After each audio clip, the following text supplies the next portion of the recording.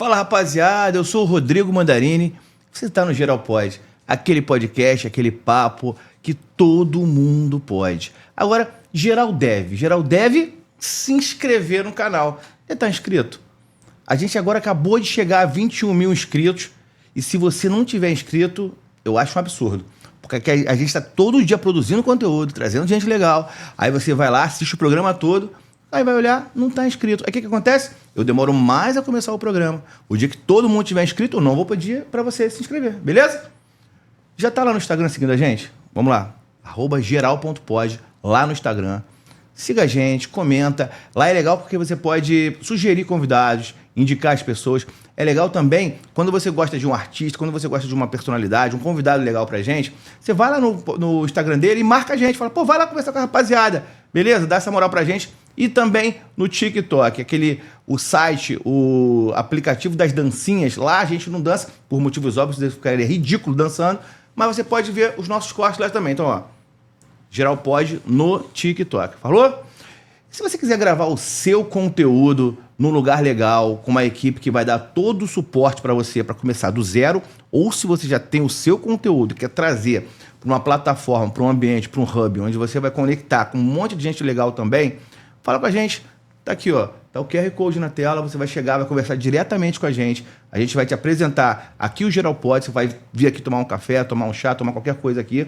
E a gente vai bater um papo e de repente vai sair um bom negócio, onde você fale com o teu consumidor, com o teu público, onde você mostre a autoridade no seu segmento. Maravilha? Fechou? Então vamos lá. O nosso convidado de hoje, o meu sócio, que foi quem me vendeu a pauta, ele falou assim, pô, vai um cara aí que, pô, o cara tem um negócio legal. Eu falei, negócio de botequim, cerveja. Aí eu falei, opa, vamos receber ele, né?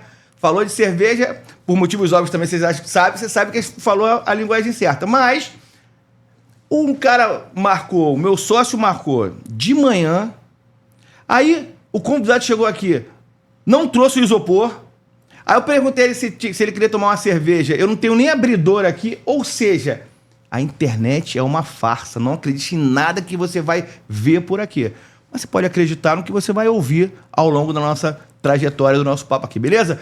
Tô aqui com o Rafael Farrá, o dono do Brewteco, um dos bares mais queridos do Rio. É isso mesmo, Farrá? Bom dia, tudo bem? É isso que eu sou o dono. Você é um dos mais queridos, mas os nossos 11 anos de estrada aí acho que mostram que a gente tem acertado um pouquinho mais do que a gente tem errado. Aí. Ninguém fica tanto tempo assim e expande e vira uma marca que muita gente conhece à toa, né? Cara, e te falar que, na verdade, infelizmente, no nosso país são muito raros os casos das empresas que passam no primeiro ano. Exatamente. Assim. O índice de falência é assustador por N motivos, mas, sem dúvida nenhuma, esses 11 anos são muito comemorados. Aí a nossa expansão também. Hoje a gente está com 8 operações, são 7 brewtecos, tem um outro bar chamado Ruf, que fica em cima do Brewteco da Gávea, um bar mais voltado para coquetelaria, para pizza de lenta fermentação. Então,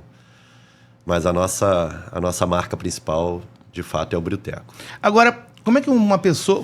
qual a tua formação? Como é que você surge, antes de virar um empreendedor, como é que você se torna uma pessoa, um admirador? Porque para todo negócio que você faz, você tem que gostar, né?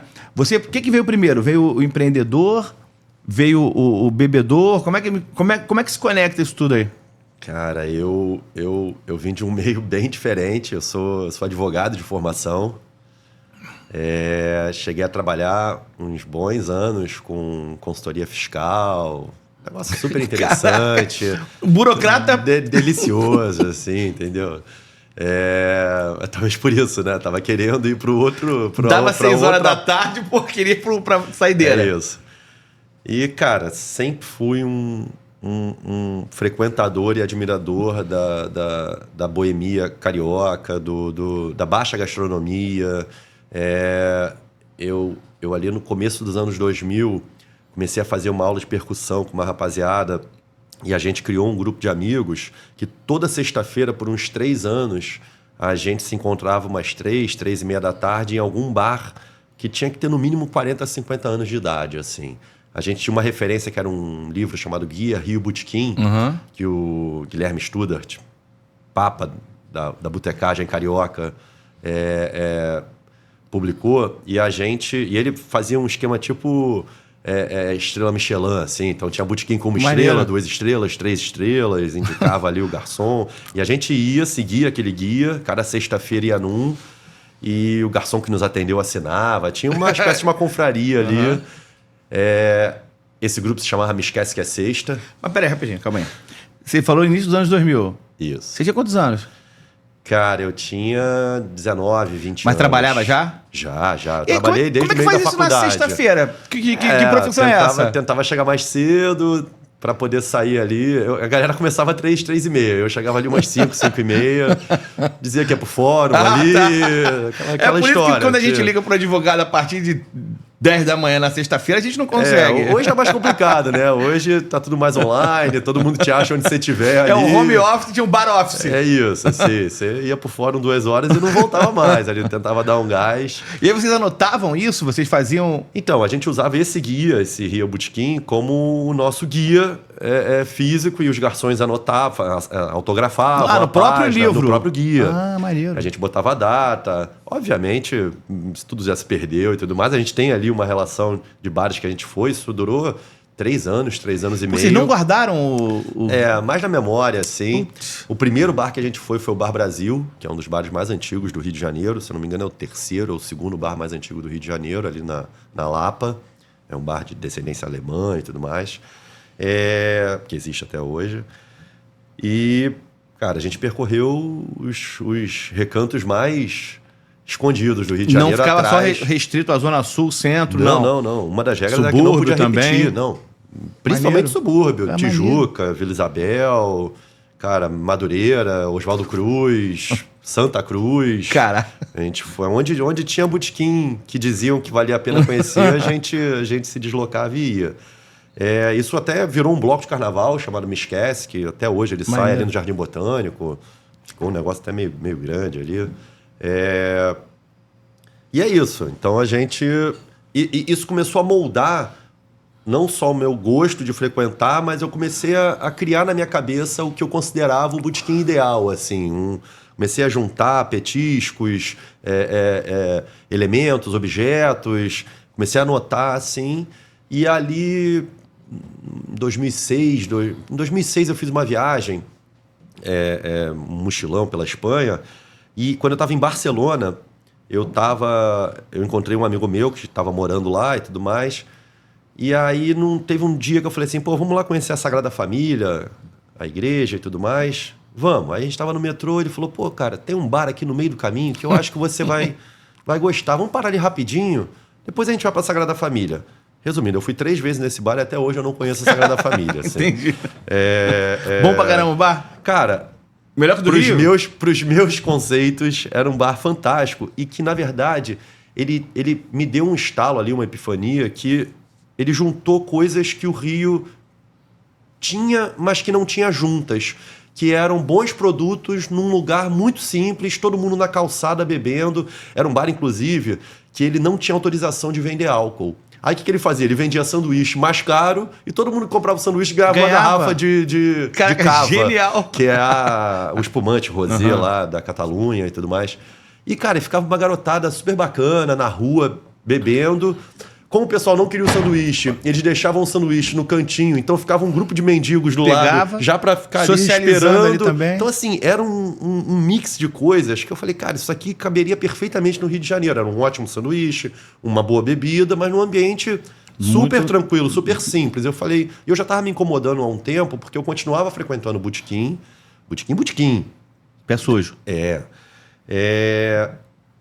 Só que os meus amigos, conforme eles foram se encontrando na vida, se dando um pouquinho saindo. melhor, casando, eles foram migrando para lugares que gourmetizando, ofereciam melhores produtos, lugares que as mulheres conseguiam frequentar, lugares que você não saía do banheiro com tétano, assim. Então, isso começou a afastar um pouco a maioria dos meus amigos. E isso foi, nesse momento, ali em 2006, me deu esse clique. Eu falei, cara, e se a gente pegasse um botequim com a cara do Rio, bem, bem simples, mas que oferecesse bons produtos, Que aí eu sabia que muita gente gostava daquele ambiente do Botequim, gostava de, antes de ir pro Maracanã, voltando da praia, antes de ir pra uma noitada. É uma instituição carioca, pô. Exato. Extremamente carioca. Extremamente carioca. Isso eu até vou... Quando eu sair desse histórico, eu vou dar minha opinião também sobre isso. E aí, lá para 2010, 2011, eu conheci um rapaz que ele tinha uns 10 botecos pela cidade, boteco mesmo, e contei a minha história. Ele não tinha a menor ideia do que era cerveja artesanal, estava nos primórdios ali no Rio de Janeiro, de rótulos artesanais, mas ele gostou ali do meu entusiasmo e resolveu entrar na história, só que ele seria o operador, pela experiência dele, e eu seria o conceituador, vamos dizer assim, o idealizador. E só que, faltando poucos meses, a gente percorreu ali o Leblon. Eu entendia que o Leblon seria um bom lugar, por ter um poder aquisitivo legal, por não ter tantas opções nesse formato. Perfil. E aí a gente escolheu, conseguiu negociar, conseguiu fechar ali praticamente o local que até hoje é o Brewteco Leblon. Mas faltando pouco tempo para a gente assinar o contrato, ele acabou desistindo, pegou um outro lugar e teve que se envolver mais do que ele pensava. E aí acabei chamando 2 amigos para esses amigos serem os investidores e eu seria o operador sem nenhuma experiência de varejo, de comércio. Mas você largou logo... Eu tive um período que já estava um pouco desanimado aí com essa carreira jurídica e tributária, que eu comecei a importar chá da China, azeite da França. É um mercado e parecido. Trazer uma cerveja de Santa Catarina. Foi aí que eu comecei a ter um contato mais aprofundado com cerveja artesanal. Legal. Era uma cerveja chamada Bierbaum, que existe até hoje. Cara, numa dessas cidades que só existem no sul do Brasil, assim, uma cidade chamada 13 Tilhas. É uma cidade de 25 mil habitantes. É uma cidade austríaca, e quem confundir com alemão não sai vivo de lá. E é daquela cidade que as pessoas andam com aquelas roupas tradicionais de Oktoberfest na rua, aquelas... as placas nas ruas são escritas em austríaco e tudo mais. Cara, é muito doido, assim. Estive lá para conversar com o pessoal, para trazer a cerveja deles para o Rio. Acabei me aprofundando no meio de cerveja Mas nesse caso, quando você fazia esse roteiro, a cerveja artesanal era fundamental? Existia. Não, era só cerveja normal. Não existia. Era só normal. Não existia, e o pouquíssimo que existia não tinha nesses lugares que a gente escolhia, assim. Porque eram lugares realmente que até hoje... A tua paixão é a cerveja e o botequim, mais do que a cerveja artesanal até então. Daí veio o nome Brewteco. Isso aí. É isso. Traduz exatamente essa paixão que você mencionou agora. O brew é uma palavra que no inglês... significa abraçar cerveja, fazer cerveja, e o teco de boteco. Então, eu resolvi juntar esses dois mundos, essas duas paixões, fisicamente, no nosso nome também. Mas aí você abre esse primeiro bar, esse primeiro boteco. Você abre ele, você falou sem experiência. E os caras confiaram em quê? Cara, São muito amigos, é isso? São bem amigos, mas dinheiro não leva desaforo, né? Como você convenceu os caras a eu já entrar tinha numa essa dessa? pequena experiência em negócio com essa minha importadora. Eles me conheciam suficientemente bem para saber que poderiam confiar minimamente, pelo menos na minha honestidade. Talvez não tanto na minha competência por não ter sido provada ainda, mas também não eram quantias... Para mim era um dinheiro significativo, mas... procurei chamar pessoas que pudessem agregar com boas ideias. Aí aí você monta o Brewteco, o primeiro, tudo da tua cabeça? Ou você fez uma reforma num boteco? Então, a ideia original era manter exatamente como ele era e só colocar melhores produtos. Tá. Só que esse que eu peguei, que é o Bar Marisqueira do Leblon, cara, é um bar que estava ali desde 1966... provavelmente com poucas reformas e poucas limpezas. E era aquele bar que tinha um cabo de vassoura segurando o balcão. Era assim... Aquelas pias todas. Era um pé sujo que frequentadores de pé sujo evitavam, assim. Então usava-se o termo de cospe grosso, assim. Cospe grosso. Que, cara, pé inchado. Então, assim, todos os termos possíveis eram aplicáveis ali ele não tinha nem nome, ele não tinha letreiro, não tinha nada. O pessoal conhecia como Bar do Marreta. Era presidido pelo seu Marreta, que era um português, casado com a Dona Rosa, uma exímia cozinheira, Dona Rosa brasileira, mas com nome portuguesíssimo também, descendência portuguesa. O Marreta, ele realmente mantinha uma marreta embaixo do balcão para clientes um pouquinho mais exaltados ou que estivessem incomodando.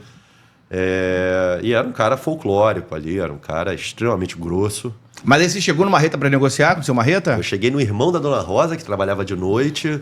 Ele, a princípio, me enxotou de lá, mas logo depois me procurou, perguntou se eu realmente tinha interesse. E acabou que o negócio aconteceu em quase 48 horas. Assim. Cara, seu Marreta tava com a faca no pescoço. O seu Marreta já estava ali há uns 30 anos. Não aguentava mais, né? A coluna já não estava aguentando mais. Era daqueles caras que queriam fazer tudo, queria fazer compras na Cadeg 5 horas da manhã, chegar para cozinhar, no final do dia, lavava o copo, servia, recebia todos os fornecedores, usava a caixa de cerveja. Cara, para quem talvez não conheça o Rio, é a cara do típico dono de botequim do Rio de Janeiro. Exatamente. Né? A maioria deles vindo de Portugal, né? E que, cara, não aceitava cartão, não tinha sistema, não mas tinha que trabalham nada, pra caramba, né? Uma galera que, construiu... Era literalmente de sol a sol, assim. Mas era isso, eu já pretendia atender o mesmo público que ele atendia na época, mas também atrair novas pessoas. E aí, para isso, naturalmente, precisou dar uma garibada ali mínima modernizada, primeiro no negócio, assim, de aceitar cartão, de botar um sisteminha para você controlar o que está saindo e tudo mais. Não tinha nem isso, era escrito no caderninho. Era gritado, nem caderno tinha. Virava para trás, gritava, a Dona Rosa preparava, o café servia, o café era o funcionário, o único funcionário que ele tinha lá. Café, Rosa e Marreta. É isso. Bom pra caramba. Era um trio, parada dura ali. E que, assim, eu combinei com eles deles ficarem alguns meses ainda para eu poder absorver ali alguns ensinamentos deles. Pulei para dentro do balcão, comecei a abrir, a fechar a casa todo dia. Mas já reformada? Não. A ideia era manter daquele jeito. Só que a gente pegou, cara, uma virada da cerveja artesanal no Rio, que uma garotada começou a produzir, começou a lançar marca, lançar cerveja. E, era uma garotada de começo de faculdade, assim. E era o início do Facebook. Então, a garotada tinha uma facilidade. Encontro, festival, marcava toda, evento no Facebook. Ligado. Tinha 1000 confirmações. E aí, lançamento de cerveja era uma coisa significativa na época. E aí, imagina, os amigos da garotada de 20, 21 anos falam, cara, meu amigo tem uma cervejaria. Era um negócio de Marte, assim. Como assim tem uma cervejaria? Eu bebo as cervejas de sempre aqui no supermercado e tudo mais. Como assim o cara faz cerveja? Ninguém nem sabia. O cara achava que leite e cerveja nascia no supermercado. Assim. E aí, esse mundo começou a se desbravar. E a gente caiu ali num meio que o pessoal achou super bacana, ter um boteco muito simples, no meio da Dias Ferreira, no Leblon. Pontaço. Que, cara, vendia, na época, não só as cervejas do Rio, mas o dólar permitia que a gente tivesse excelentes cervejas europeias, americanas. Então, assim, tinha um ponto de ônibus do Frescão que levava o pessoal lá pro centro na época. A gente está falando de 2013. O centro ainda pulsava ali. E que o pessoal passava ali de manhã, a gente espalhava umas caixas de cerveja, assim, importadas na calçada. Aí o cara olhava assim e falava, cara... Coisa diferente aí. Tem Duvel aqui, tem Brooklyn aqui. Falou, não, tem. E não tem só normal, não. A gente tem aqui a linha inteira. E aí o cara, quando voltava do Frescão, ele parava ali. E, cara, os caras começaram a endoidar, assim. A galera que tinha aquela admiração adormecida por botequim e já estava com um gosto melhor, encontrou ali... Em quanto tempo você sentiu isso? Em 6 meses, assim. Em 6 meses a gente percebeu... Mas aí o seu Marreta já tinha partido? Já tinha ido, eu já estava lá sozinho, já começando a tentar trazer funcionários que já entendessem um pouquinho de cerveja. Mas em 6 meses... A gente abriu...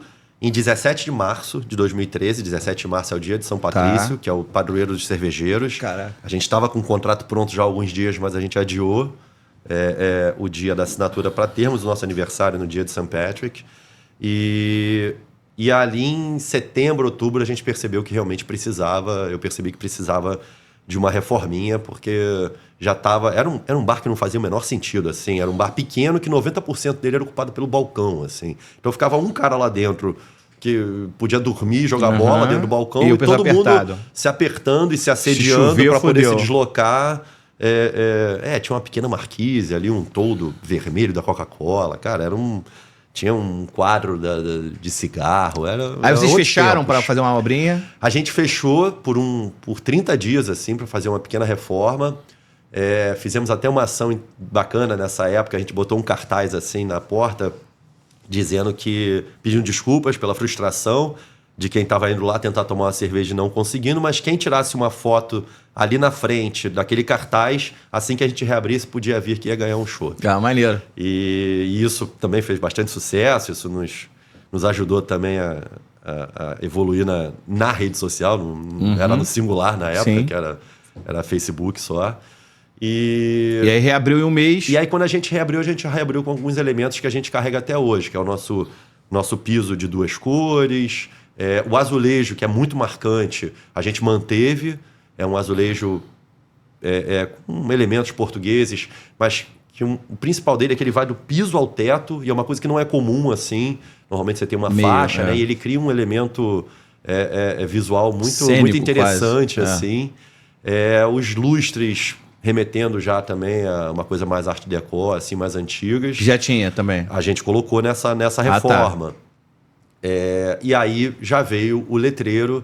A gente já se chamava de Bril-Teco, mas ainda não tinha nenhuma referência, assim. E aí criou-se a logo, a gente colocou ali. Mas aí as pessoas, os frequentadores, os pé de cana que frequentavam o bar do Marreta, eles passaram a não ir mais e você abriu um novo público, ou eles permaneceram? Eles permaneceram por um bom tempo, porque a gente manteve os funcionários da casa. A gente pegou a empresa, né? Então a gente manteve os funcionários. Tinha um outro cozinheiro na época também, além da Dona Rosa, nesse momento, o João, excelente cozinheiro. E aí a gente manteve o cardápio, porque o público que existia, na verdade, era o público do dia. Era o pessoal lá do Mocotó, da Rabada, do Ovo Colorido, era essa galera do Torresmo ali, 8 horas da manhã. E aos poucos a gente foi agregando o público da noite, porque o bar fechava 8h30, 9 horas, assim, não tinha público de noite. E aí, naturalmente, com o pessoal da cerveja, já muda o perfil ali. Rejuvenescimento do perfil, a gente foi agregando o pessoal do dia com o pessoal da noite.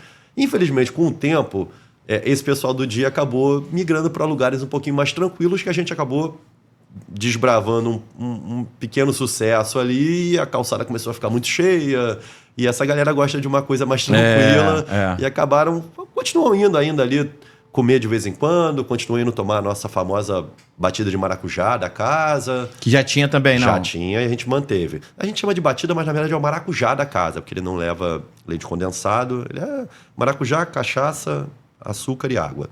Aí beleza, aí você começa com esse sucesso, e aí como surge a possibilidade de ter mais um? Porque aí agora vai vir uma dúvida. Resolveram criar mais um boteco, mais um Bril-Teco, beleza? Isso. Comprou também um outro bar, já pronto? Isso. A gente foi aonde, segundo? Tem um vizinho, que hoje é nosso sócio, o Amaral. Ele morava no quarteirão do lado do Bril-Teco do Leblon. Tá. E ele passou a frequentar muito ali, nós já nos conhecíamos e tudo mais. Ele passou a frequentar, e aí ele trouxe uma oportunidade na Olegário Maciel, falando, tem uns amigos que frequentam um bar lá e souberam que o cara vai passar o ponto. E aí a gente foi lá, negociou, e nesse momento o Amaral já entrou na sociedade, aí já entrou no Leblon e na Olegário também. Então, mas só te interrompendo.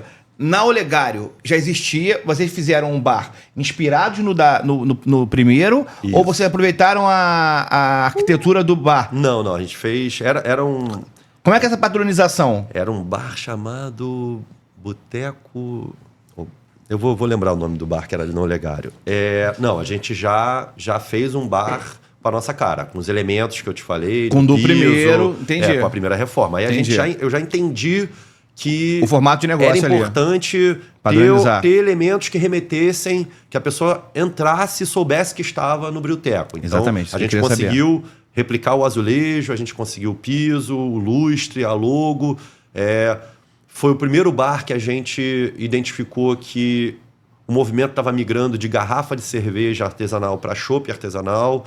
Então, no Leblon, a gente tinha 3 geladeiras para cerveja de garrafa artesanal e 2 torneiras de chopp nesse momento. Isso a gente está falando de 2015, Tá. já. 2015 para 2016. Na Barra a gente abriu com 21 torneiras de chopp e uma geladeira de garrafa de artesanal. Caramba. E de diversas marcas. Praticamente todas, sempre diferentes, no mínimo estilos diferentes. Entendi. Às vezes de uma mesma cervejaria, mas ok. estilos diferentes. Tá. Nesse momento, a gente já produzia uma cerveja nossa, a gente já tinha a nossa Pilsen, a nossa Czech Pilsen, que a gente, nesse momento, produzia em Penedo, numa fábrica que tinha lá, no Brewpub que tinha lá. Depois essa fábrica expandiu, conforme a gente foi expandindo, essa fábrica também expandiu para Volta Redonda. E mais recentemente a gente adquiriu uma fábrica na Lapa, e hoje em dia a gente faz diversos rótulos nossos, mas continuamos comprando Com o bastante. nome Brewteco? Brewteco. A gente tem a Brewteco Pilsenzinha, Maneiro. a Pé Sujo, Tudo chopp. a Traçado, tudo chopp. Recentemente a gente começou a engarrafar a Pilsenzinha. Inclusive, te peço desculpas que eu ia trazer uma para vocês, mas em breve eu vou corrigir essa falha. Não foi por falta de lembrança outro da dia, nossa anfitriã outro dia veio uma moça aqui que ela faz... Qual é o nome daquilo? Ozônio. Ela faz ozônio, né? Faz negócio de ozonioterapia. Tá. Aí, pô, me ofereceu um tratamento de ozônio, eu todo animado, que acaba o cabelo branco, fica mais novo, emagrece.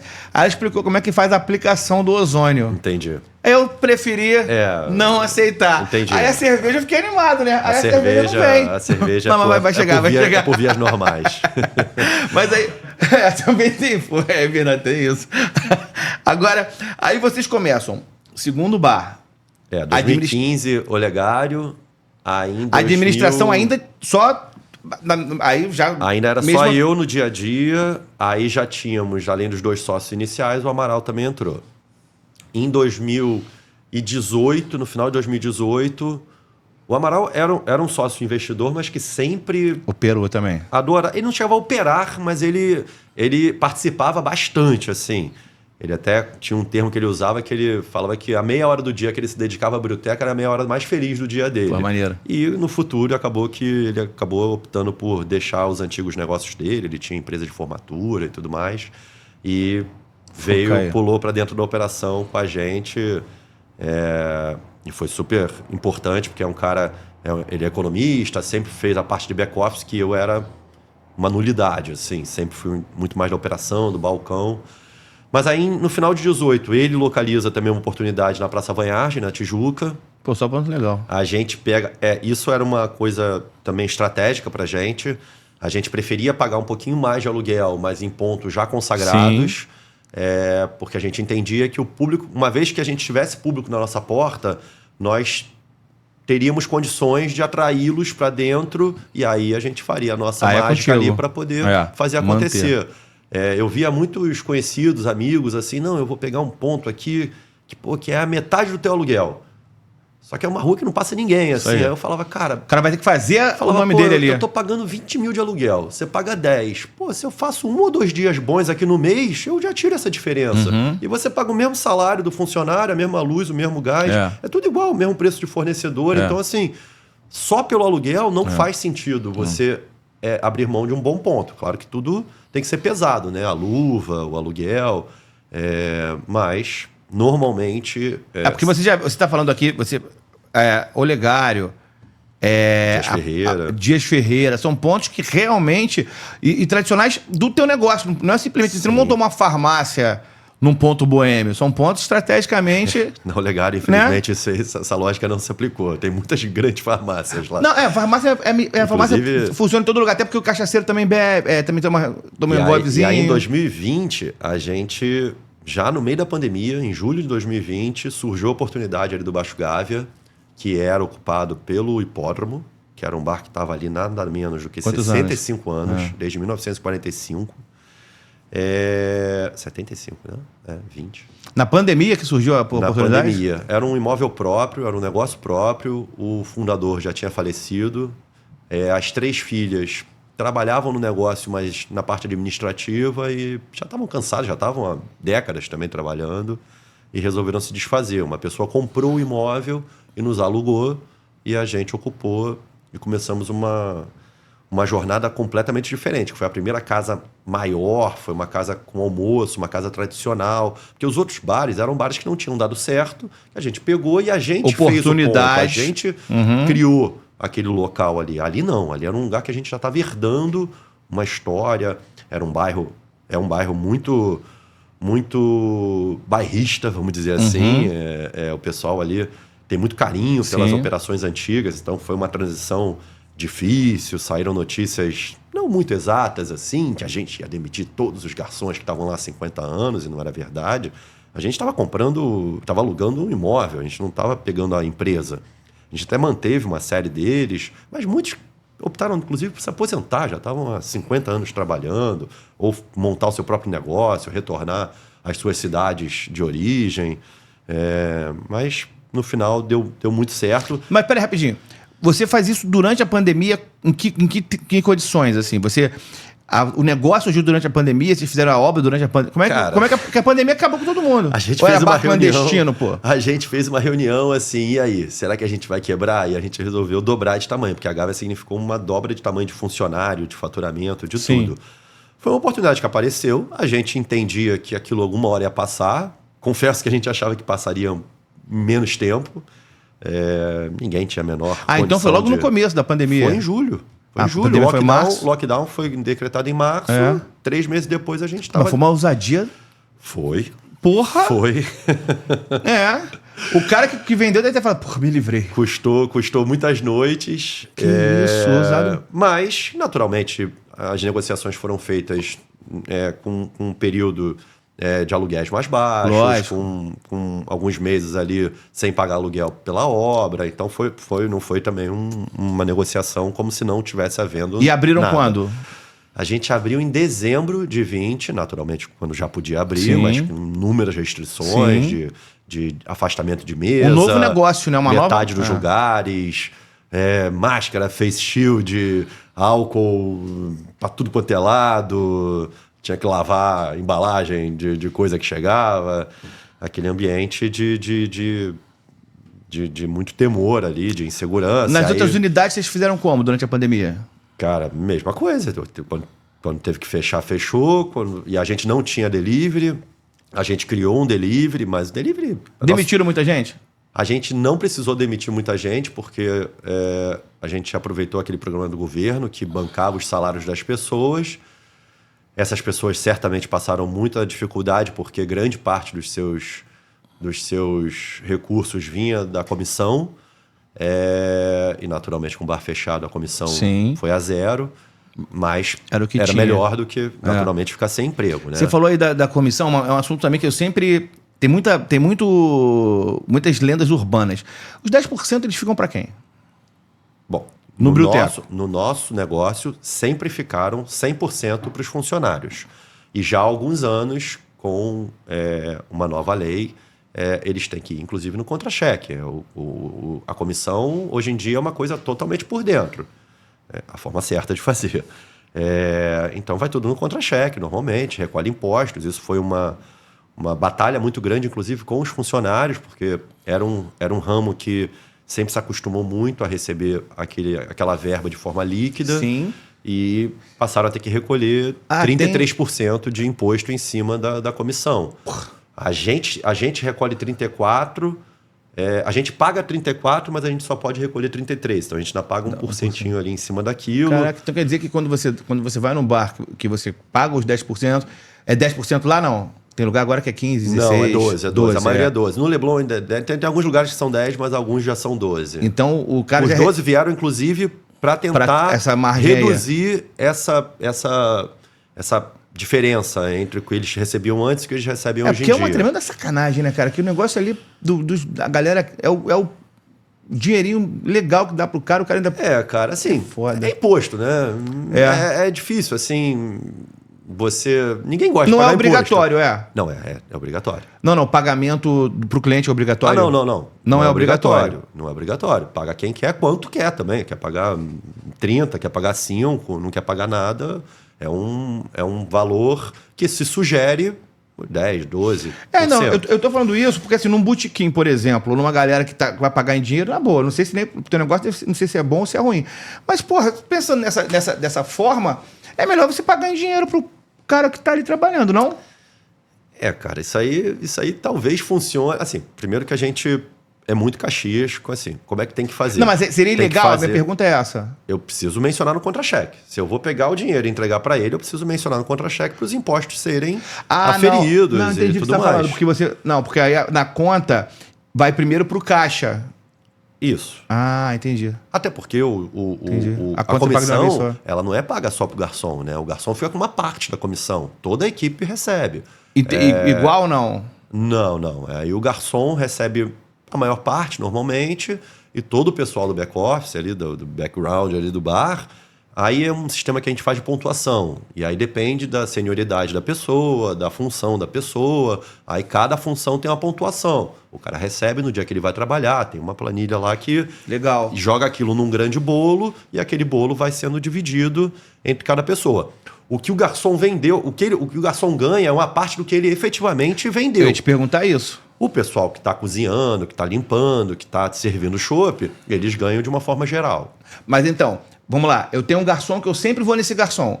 O meu ticket ali da minha mesa é de, R$300. No final do dia, ele tem uma participação dos meus R$300 e de todo o salão. Não, dos teus R$300. No caso do garçom, é uma forma de você... Ser justo. A meritocracia, né? É uma forma de você estimular que ele... Venda melhor, porque ele é um vendedor. Senão... É isso que a gente luta. Mas que eles sejam vendedores o tempo todo. Assim. Mas culturalmente, tem uns que não se consideram um vendedor. Infelizmente, alguns são representante comercial de um produto. Entendi. Isso é cultural. A gente tem lá um mantra de que não pode ter copo vazio na mesa, tem que oferecer comida, tem que oferecer entrada, café, sobremesa. Esse é o nosso... Porque o consumidor, ao longo dos anos, ele foi se... aumentando o desejo dele ser bem atendido, a exigência. Sim. Hoje, a gente não relaxa com essa coisa que fundamental, serviço né? no Rio de Janeiro é uma coisa folcloricamente, historicamente de baixa qualidade. A gente não relaxa com isso. Nossa referência é o padrão de São Paulo. A gente quer realmente ser um botequim, ser uma coisa informal, ser relaxado, mas ter um serviço de excelência, uma cozinha, um chopp. Esse corte aqui é um corte bom que ele falou agora aqui. Um bar com a cara do Rio e o meu serviço é padrão de São Paulo. Mas é o nosso objetivo. Mas olha onde a gente chega, né? Porque o Rio de Janeiro, que tem uma tradição, que tem um perfil, que tem uma concepção feita para o turismo, para o acolhimento, para o despojamento em relação ao botequim, à praia, mas a gente tem também que ressaltar essa questão da qualidade do atendimento, principalmente que você tem um negócio em pontos estratégicos, porque você atende turista pra caramba. Eu atendo turista, mas o turista, eu te confesso, que é uma coisa um pouquinho... É uma espécie de uma armadilha. Em que sentido? Porque o turista, ele raramente volta. Ele está aqui alguns dias, ele está aqui uma semana, 10 dias. Então, assim, talvez o turista brasileiro, no próximo feriado, volte. Então, ele cria um certo relaxamento que, por mais que ele não tenha gostado totalmente daquela experiência... Perfeito. Você já perderia, vamos dizer, aquele cliente. O grande foco é o nosso cliente do dia a dia, é o nosso cliente do almoço executivo, é o nosso cliente que trabalha próximo da gente, é o cliente que mora perto da gente, é o cara que nos escolhe para fazer aniversário. Esse é o cara que vai 3, 4 vezes por semana na gente. Não estou dizendo que eu escolho atender bem ou mal, mas é que o nosso foco não é no turista. Acabou que as nossas últimas operações... foi uma grande novidade para a gente. A nossa unidade lá do Botafogo Praia Shopping, a nossa nova unidade, que é um quiosque no Morro da Urca, atendem muitos turistas. É um percentual de turista muito grande. Sim. E que é um perfil muito diferente, que é um pessoal que não conhece muito bem a nossa marca, não conhece os nossos garçons. Porque o nosso pessoal do dia a dia, acaba que a primeira vez que ele vai, ele pode ali se incomodar com uma questão ou outra, mas ali para a quarta, quinta vez... ele entende um pouco como é que é a casa, o jeitão da casa. A gente não pede que eles se acostumem com problemas, mas Ele entende, às vezes ele vai com uma expectativa que a casa está entregando o que esperava, mas o cara chegou com uma expectativa diferente. E aí ele vai se frustrar de alguma forma. De repente, ali para a terceira, quarta vez, ele já ajusta aquela expectativa e já sai de casa sabendo um pouco o que ele vai encontrar. Eu encontro, se eu for em qualquer unidade do biblioteco, eu vou encontrar o mesmo padrão e principalmente, que é uma preocupação que eu tenho como consumidor, a cozinha, eu vou encontrar os mesmos, a mesma receita. Existe um padrão que eu vou comer a mesma coisa, eu vou pedir o mesmo prato lá, eu vou comer igual? Olha, existe esse objetivo, existe esse desejo e a gente constantemente mira para isso. Mas temos 400 funcionários. Cara, você tem 400 funcionários? 400 é alguma coisa. Então, assim, são seres humanos... Não, lógico. Que são gerenciados por seres humanos que... Mas tem um padrão. A gente tem padrão. A Isso gente tem... A teoria é ser assim. Você tem uma cozinha... Não temos uma cozinha central. Central, não? Não. Cada bar produz o seu produto. Cara, então é muita operação, né? É muita operação. Caraca. A gente tem, naturalmente, uma equipe que corre os bares. A gente tem uma holding hoje em dia que cuida de todos os bares. É uma holding que tem ali a sua área de compras, de RH, de marketing, de sistema... na parte de treinamento, de serviço, treinamento de cerveja, a parte financeira. E a gente, naturalmente, tem ali uma pessoa que é o nosso chefe executivo, tem um sommelier de cerveja executivo, tem um diretor de operações. Então, assim, já tem uma estrutura para buscar esse padrão. A gente tem uma série de ferramentas, uma série de softwares que nos ajudam a fiscalizar esse padrão. A gente tem um software que a gente está há 1 ano até servindo de cobaia, chamado Bloom, que foi desenvolvido pelo pessoal do Mama Jama, está sendo desenvolvido pelo pessoal do Mama Jama, cara, que é uma ferramenta fantástica, que ele nos mostra em tempo real, online, on time, cada produção que está acontecendo em cada bar. Se eu abrir aqui agora meu celular, eu vou ver que na unidade do Rosas, o fulano começou às 10h12 a produzir... 2 quilos de croquete de costela. Caraca, e aí maneiro. já me diz que aqueles 2 quilos a gente espera que produzam 83 unidades. Quando ele terminar, ele tem que me dizer quantas ele produziu ali no sistema. Se ele disser que produziu 75, ele já fica vermelho e você já... Aí o chefe executivo... o que está acontecendo ali. O chefe executivo, eles têm que fazer lá um checklist diário, ele já tem que justificar por que deu menos, o que ele vai fazer na próxima vez para não acontecer aquilo... E o chefe executivo já tem que ir em cima dele. Porque, cara, é isso. A gente está em 8 lugares da cidade. A gente abre... Nossos primeiros funcionários chegam às 7 horas da manhã, os últimos saem 2h30, 3 horas da manhã. Operações grandes, 400 pessoas, muito dispersas pela cidade. A gente tem vontade de continuar crescendo. Para fora do Rio?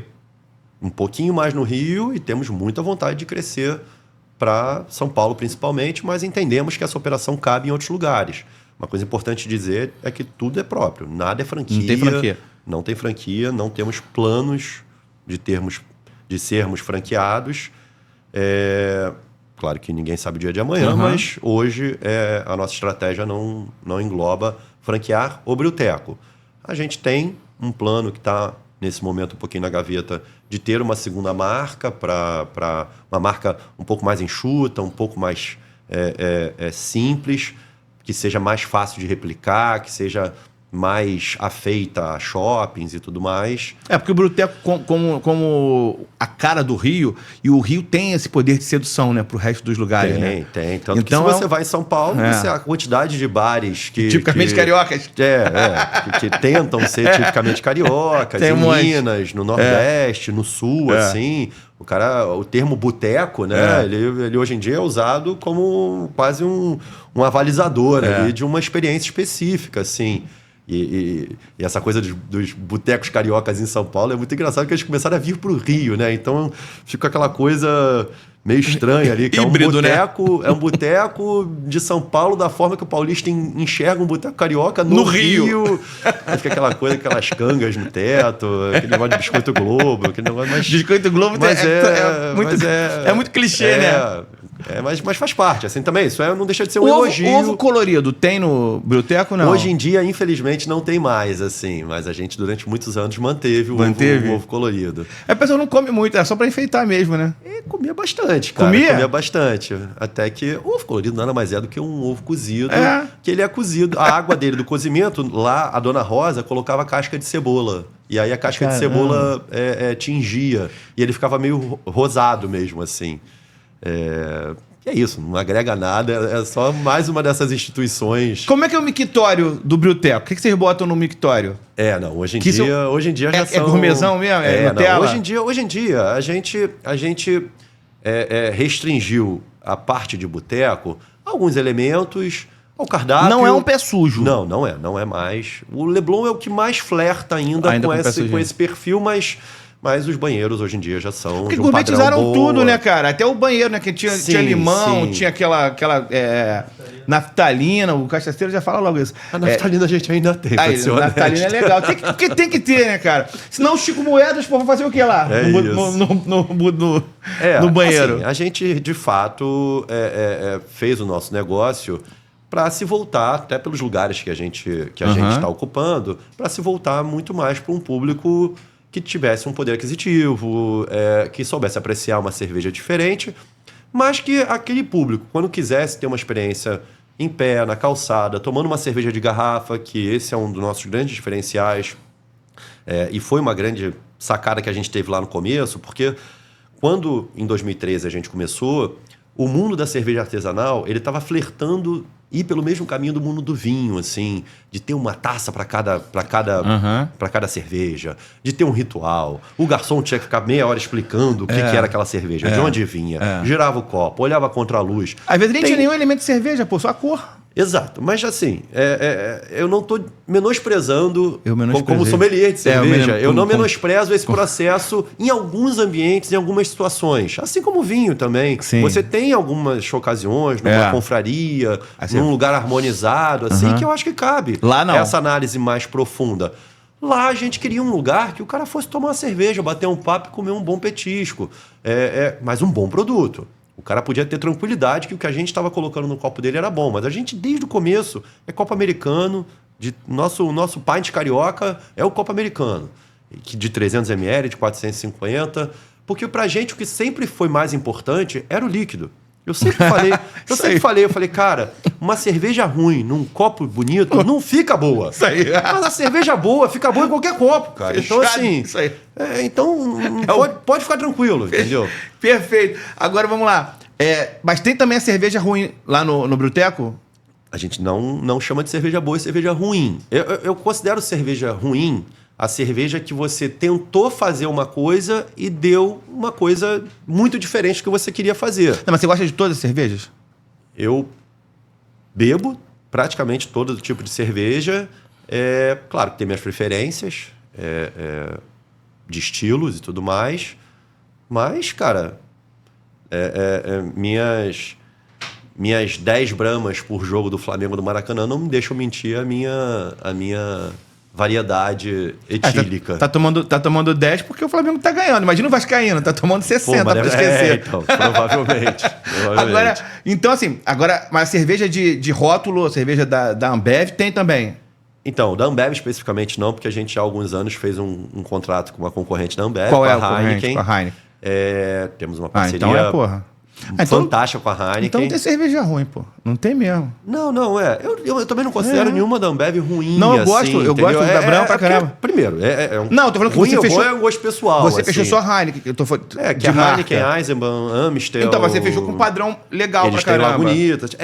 A gente entendia que naquele momento existia um casamento que conversava melhor. Muito de perfil também, né?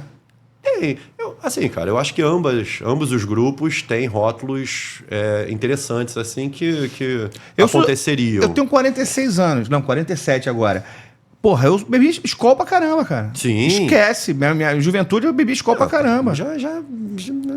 Se era líquido, a gente bebia, né, cara? Isso aí. Eu não tenho também gelada. Se for de graça, putz, gelada. Eu lembro até uma água. chamada Curió, cara, que eu bebia no interior de São Paulo. Não, ainda bem que você não conhece. Por isso você tem... Ruim? Por isso você tem... eu acho que ela tinha que melhorar um pouco pra ser ruim, assim, entendeu? Ela geladaça é ruim. Era duro, cara. Agora, você, pessoalmente, como cachaceiro, como bebedor, você, quando vai num lugar, você é aquele cara que fala assim, eu tenho uma cunhada que a cerveja que você apresentar pra ela vai falar que tá quente. Porque ela acha que só a temperatura que ela pensa na cabeça dela que é a temperatura ideal da cerveja. Você, como conhecedor de cerveja, você é aquele cara que é chato quando você vai num evento, ou quando você vai no outro lugar, você fala, ou até mesmo no biblioteca, você fala assim, não, essa daqui não tá gelada do jeito que eu quero. Então, essa cerveja não é tão boa, eu prefiro uma outra. Se você é aquele cara chato, é o conhecedor chato da cerveja, e tem isso no biblioteco, aquele consumidor que é o Servo sommelier de cerveja. Servo chato. Tem isso? Tem o eno chato e tem o servo chato. Tem, né? Tem. Como lidar com isso? Tem gente chata pra caramba no Tem, mundo, né? Eu sou uma pessoa chatíssima. Eu também sou, por isso que eu falei. Eu sou muito chato. Com isso, eu acabo não sendo. Assim, cara, cerveja é um alimento. Assim como todo alimento, às vezes ele dá certo, às vezes ele dá errado. E o que é bom pra mim não é bom pra você. Claro. Não, sem imposições, assim. Então, assim, eu sei reconhecer de forma técnica se uma cerveja está com um grande problema. E é comum cerveja artesanal, comum não, mas acontece, assim, é uma coisa, lotes pequenos, fábricas pequenas, é uma coisa bem artesanal mesmo. Então, de vez em quando dá um problema. Eu tive em Santa Catarina algumas semanas atrás e mentira, em Salvador. Em Salvador... É perto. Não, é porque eu tive em Salvador e depois em Santa Catarina. Mas foi em Salvador que eu comprei três garrafas de uma cervejaria que eu estava doido para conhecer e eu dei azar que as 3 estavam sem gás. Foi algum problema no processo, no invase, e, cara, deu o primeiro gole e falei, não tá legal, a cerveja não tá boa. Ela parece ser boa, mas essa não está boa. Mas normalmente eu sou bem total flex, assim, eu não costumo... Eu não, ao contrário da sua cunhada, eu prefiro... Claro que as cervejas de grandes marcas, eu prefiro um pouco mais geladas. Mas as artesanais, de uma forma geral, eu realmente prefiro menos gelada. Ah, é? Eu não reclamo, não mando voltar, mas... Eu fui jantar outro dia no Clã BBQ, e aí eu pedi lá uma Goose Island, que eles são da Ambev, pedi uma Goose Island Midway, que é uma Session IPA da Goose Island excelente, uma cervejaria lá de Chicago, e o cara vem com um copo gelado, todo orgulhoso, assim. Aí eu falei, cara, você por acaso tem um copo não gelado? Porque a cerveja, assim como o vinho e assim como qualquer bebida ou comida, ela tem uma certa temperatura que ela é ideal ser servida. Ela tem. Você pode preferir outra temperatura sem problema nenhum. Sim. Mas ela tem uma ideal. O vinho, quanto mais gelado ele tiver, ele vai anestesiar a sua língua. Sim. Isso é de propósito. É para você não perceber alguns defeitos. O café mais simples, ele é extremamente torrado para disfarçar os erros que tem ali nele, as impurezas que tem nele. A cerveja artesanal é igual. Quanto mais gelada você servir, menos a tua língua vai conseguir perceber as informações e as coisas interessantes que aquela cerveja tem a oferecer. Você pode continuar gostando, você pode continuar querendo sem problema nenhum. Mas você só vai estar perdendo uma oportunidade de perceber tudo de bacana que aquela cerveja tem para te apresentar. Vocês explicam isso pro leigo? Vamos lá, eu sou acostumado a tomar cerveja de rótulo, cerveja da Ambev, enfim.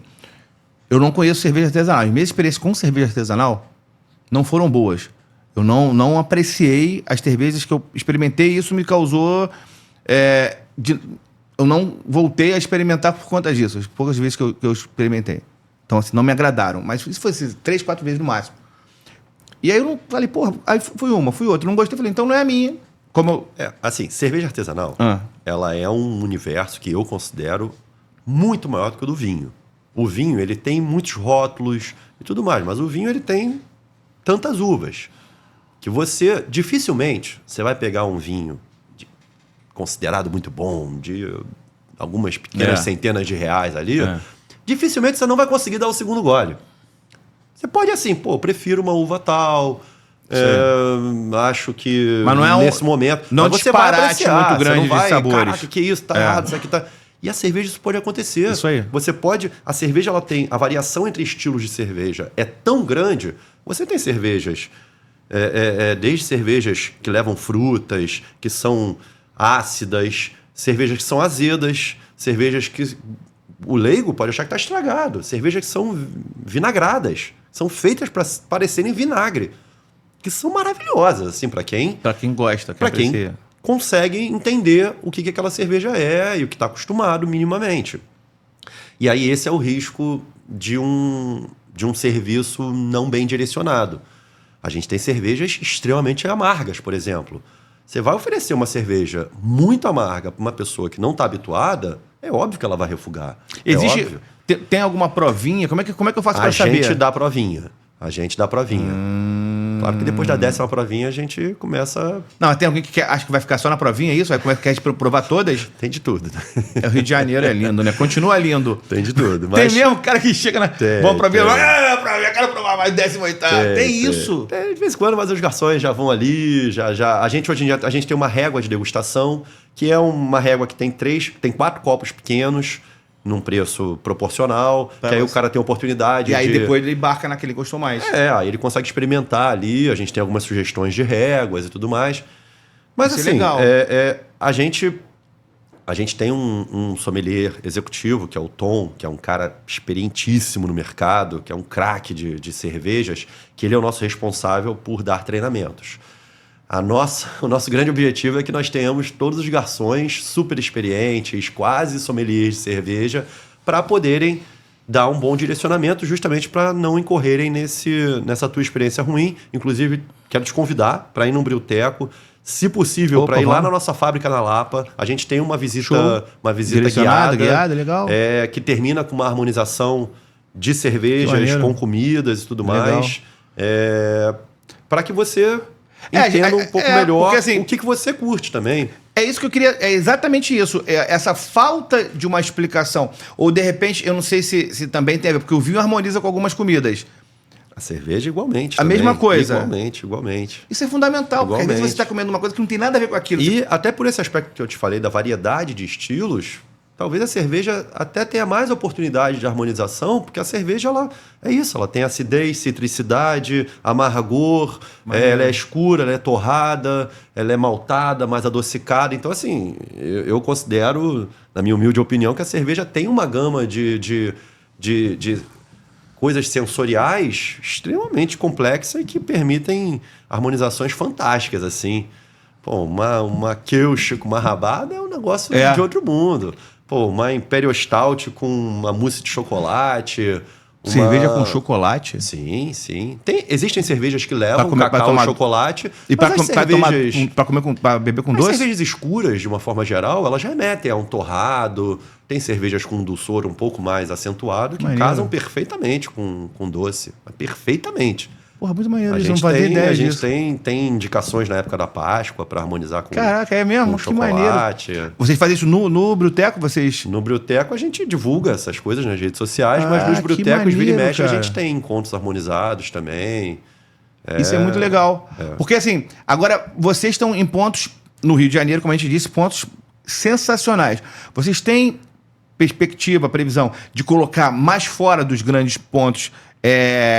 os mais badalados, pontos no subúrbio, pontos na Baixada Fluminense. Como é que é essa relação de vocês com essa... A gente tem uma casa no Nova América. Na Rua do Rio ali? Na Rua do Rio, em Del Castilho. Não, você tá falando só pontaço, cara. Mas a Zona Norte também tem pontaço. Porra. A Zona Norte também tem pontaço. Você não quer mais errar, né? É só pontão, né? A gente tá na Tijuca. Pontaço, o melhor que tem. Sim, mas... Só escolheu o tiro certo, né? Caraca. A gente tá no Polo Gastronômico de Vista Alegre? Ainda não. Tem que ir pra lá, pô. A gente não tá no Meyer ainda. Meyer. Tem uns lugares bem interessantes. Mas se falar os 5 melhores pontos boêmios do Rio, vocês estão? Mas eu acho que a gente trabalhou e a gente pesquisa para buscar essas coisas também. Certo, é um tiro que ajuda, né? Não, muitos lugares, né? Tiro de ponto que eu tô falando. Muitos bares, infelizmente... Vocês fechou quantos até agora nesses 12 anos? A gente fechou do Olegário, que a gente abriu do Rosas, aqui na Barra também, e aí eles eram relativamente próximos. A gente tinha uma relação um pouco difícil ali também no prédio, ali também... a relação com o aluguel também ali na Olegário. O público ali começou a mudar um pouco também, começou a ficar um pouco distante do que a gente também estava buscando. Quando a gente pegou a Gávea, a gente passou a ter casas muito mais voltadas para uma experiência diurna, para atrair mais famílias. Começamos a ter mesas mais largas. Todas as nossas casas passaram a oferecer almoço, ter parrilha, ter trocador de bebê nos banheiros, ter banheiros maiores. Observamos inúmeras coisas que a gente entendia que atrairia um público mais familiar, ou mesmo não familiar, mas que queria uma experiência um pouco mais tranquila, menos noitada. Isso, naturalmente, fazia com que a gente... Fazia parte de uma estratégia para a gente vender mais comida, para a gente vender mais drink, que eram itens que têm um CMV muito melhor para a gente. Qual o carro-chefe hoje, tanto de uma bebida como de um prato? O que você... Cheguei, ó, tô chegando no Rio de Janeiro agora, vou lá no Brioteco. Cara, o que você me recomenda? Sou um leigo. As nossas cervejas da casa são as que mais vendem. A nossa Czech Pilsen, que é a Pilsenzinha, a Pé Sujo, que é a nossa APA, e a Traçado, que é a nossa IPA. IPA é o quê? IPA é uma India Pale Ale. É uma cerveja um pouco mais escura, um pouco mais maltada e um pouco mais amarga também. Escura que eu digo é mais avermelhada, mais alaranjada, assim. Maneiro. Mas o amargor dela é a principal característica dela, para quem gosta de cerveja mais amarga. Ela é uma American India Pale Ale, mas aí papo de cerveja vai longe aqui de estilos. Gostei. Essa frase foi boa, que eu gostei. Esse papo de cerveja vai longe. Você tá falando aqui, eu já tô viajando, mas vai. Podemos marcar um outro bate-papo aqui. Vai. Um horário um pouquinho mais tarde, que aí eu já trago mais tô pensando em outras coisas aqui. Exemplares. Minha cervejeira ali, ó, vazia, uma vergonha. Vamos marcar, de repente, até um papo lá na nossa fábrica na Lapa também, se vocês quiserem. E de comida? Cara, de comida a gente tem um sanduíche que eu importei de São Paulo. A minha esposa é paulista e tudo mais, então durante uma época da minha vida eu fui bastante para lá. E a gente trouxe um sanduíche lá chamado Buraco Quente. O Buraco Quente é uma coisa extremamente simples, que é um pão francês em pé, que você tira o miolo, a gente coloca costela de boi desfiada dentro. Em São Paulo usa-se muito com carne moída. Comi sexta-feira de um paulista. Então, em São Paulo usa muito com carne moída, com molho de tomate. A gente botou costela de boi com queijo. E a gente bota uma camada de mussarela por cima e maçarica. Porra, foda. Cara, só tem notícia boa ali. Eu comi sem um maçarico de um paulista, um amigo meu, que veio pro Rio, aniversário do filho dele. Ele veio pro Rio e fez na sexta-feira, quinta-feira, no feriado. Ele fez exatamente esse buraco quente, mas não tava com maçarico. Próxima vez que ele vier, dá um pulinho ali no Rosas, ali no Bril, ver o que ele acha que é interessante. Pô, maneiro. Cara, a gente tem um croquete de cupim também, que é muito bom. De prato, a nossa rabada é muito famosa. É uma rabada com agrião, batata cozida, clássica, muito boa também. A gente tem uma rabanada de sobremesa também com sorvete de canela, bem interessante. 12h23. Meio-dia e 20. Só de sacanagem, eu vou colocar esse programa 11h30 da manhã, no dia que vai ao ar. Tá indo ao ar, porque aí provavelmente nós estamos aqui, até batemos já o tempo, estouramos. Eu vou colocar 11 horas da manhã, para quando acabar, você ficar morrendo de fome. Essa hora que com 1 hora e 2 minutos de programa, você vai estar morrendo de fome. Você tem 2 opções. Vocês estão em aplicativo de entrega, não? Não estamos. Então, você que tem... Eu vou fazer o seguinte, eu ainda vou fazer isso. Vou colocar aqui na descrição do vídeo, para você que está morrendo de fome, eu vou colocar na descrição do vídeo o link das unidades aqui, para você ir pro Brioteco. No site porque eu não vou ficar... a gente bota aqui... No site, inclusive, tem tudo que está plugado. Você pode consultar a cerveja que está plugada em cada bar. A gente hoje tem mais de 120 torneiras de chopp. Então eu não vou passar perrengue sozinho. Porque eu tenho um monte de programa para gravar hoje. Não vou nem almoçar, mas eu não vou ficar com fome sozinho. Você vai se ferrar junto comigo. A única chance de você não ficar com fome é se você procurar o Brioteco. Porque assim, com água na boca eu tenho certeza que você ficou. Independentemente de comer, de beber, porque assim, o papo vai alimentando e é muito legal porque você fala como você fala com conhecimento do assunto, você é um vendedor. Você é um cara que vende bem, entusiasta, mas você vende muito bem o negócio. É como bom bebelier que sou. Você é um bebelier. Bebelier é muito bom. Cara, muito legal te receber aqui. O papo, assim, muito maneiro, porque isso mostra, você fala como um bebelier, você fala com muita paixão, mas do negócio em si, do que é um empresário, um empreendedor, mas que gosta do que trabalha. E a melhor forma de trabalhar é quando a gente é apaixonado pelo que a gente cara, eu produz. Eu sou apaixonado por cerveja, sou apaixonado por bar e sou completamente apaixonado pelo Rio de Janeiro. Então, assim, eu consegui, por sorte, muitas outras pessoas compartilharam dessa paixão e frequentam os nossos bares diariamente, mas é uma luta constante de se aprofundar e evidenciar essas minhas paixões também. Agora, tirando o Brioteco, qual foi o melhor botequim, pé sujo, a melhor experiência num botequim que você teve dessa paixão, assim, se você fosse um apaixonado só pelo Flamengo, eu ia te perguntar teu jogo inesquecível, mas quero saber teu botequim, tua lembrança de botequim inesquecível. Cara, não é nenhuma lembrança. Na verdade, minhas lembranças de botequim, elas se renovam semanalmente, assim. Você falou de Flamengo, por exemplo. Eu saí do jogo de domingo agora. E normalmente eu saio do jogo, pego o metrô e vou pra casa. Mas assim, eu fiquei tão feliz com o jogo de domingo que o único lugar que eu pensei em ir foi um botequim. E aí eu saltei do metrô, fui até o Bracarense, que hoje é o meu boteco do coração. Hoje, quase 20 anos. E é isso, fui pra lá sozinho, encostei no balcão, como eu faço muitas vezes com a minha filha, coloco ela sentada ali no balcão. Pedi ali uns 2 chopinhos, uma empada cansada ali do balcão. Pô, cara, aquilo ali completou a minha experiência daquele dia. Então, assim, a extensão, é o lugar que eu quero curtir a minha alegria, é um botequim. Então, hoje, certamente eu falaria o Bracarense, mas... cara, eu posso te citar aqui, por bairro, assim, uns 2 ou 3 que moram no meu coração, mas muito, assim. E você não deixou de frequentar? Não, de forma nenhuma. Legal. O Caranguejo em Copacabana, a Adega Pérola também. Ali em Ipanema é engraçado, tem um que eu morei em Ipanema uma época da minha vida, cara, e tinha um pé sujinho ali, que foi até o que me deu esse clique de ter um botequim, assim.